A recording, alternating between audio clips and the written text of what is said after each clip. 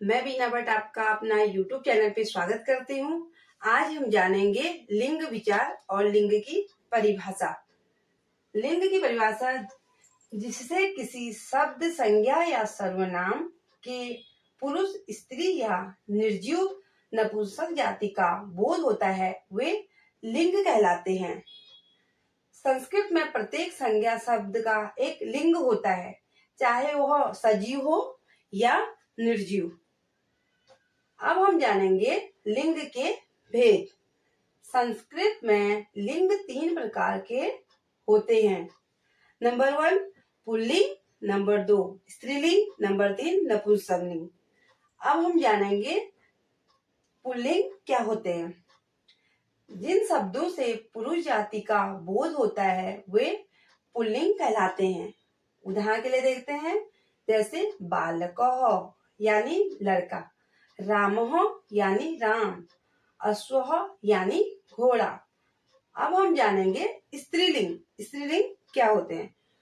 जिन शब्दों से स्त्री जाति का बोध होता है वे स्त्रीलिंग कहलाते हैं।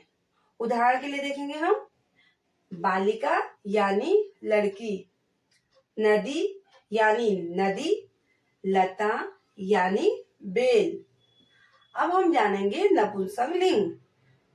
नपुंसकलिंग वे शब्द जो न तो पुरुष जाति के होते हैं और ना ही स्त्री जाति के, अर्थात ये ज्यादातर निर्जीव वस्तुएं होती हैं। आइए उदाहरण के लिए जानते हैं हम, जैसे फलम यानी फल, पुस्तकम यानी पुस्तक, गृहम यानी घर। और अब हम जानेंगे लिंग की पहचान। लिंग की पहचान लिंग ज्ञान के आधार ही संस्कृत में वाक्यों, विशेषण और क्रियाओं का रूप निर्धारित होता है। इसे समझने के लिए शब्दों के अंत में आने वाले वर्णों या प्रत्ययों पर ध्यान दिया जाता है। जिन शब्दों के अंत में विसर्ग होता है वे प्रायः पुल्लिंग होते हैं, जैसे बालकः, नरः, देवः। और अब हम जानेंगे स्त्रीलिंग।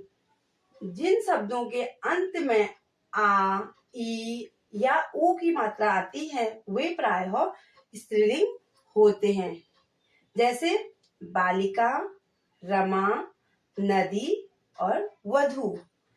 और अब बताएंगे हम नपुंसकलिंग। जिन शब्दों के अंत में हलंत या मौ लगा होता है वे नपुंसकलिंग होते हैं, जैसे फलम, पत्रम, पुष्पम। अब जानेंगे हम अकारांत पुल्लिंग शब्द। अकारांत पुल्लिंग शब्द क्या होते हैं।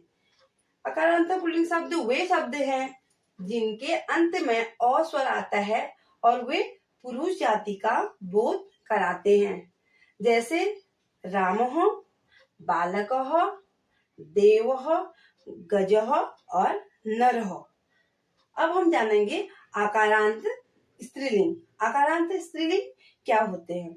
आकारांत स्त्रीलिंग वे शब्द हैं जिनके अंत में आ स्वर आता है, वे स्त्री जाति का बोध कराते हैं, जैसे बालिका, लता, छात्रा, पाठशाला, सीता।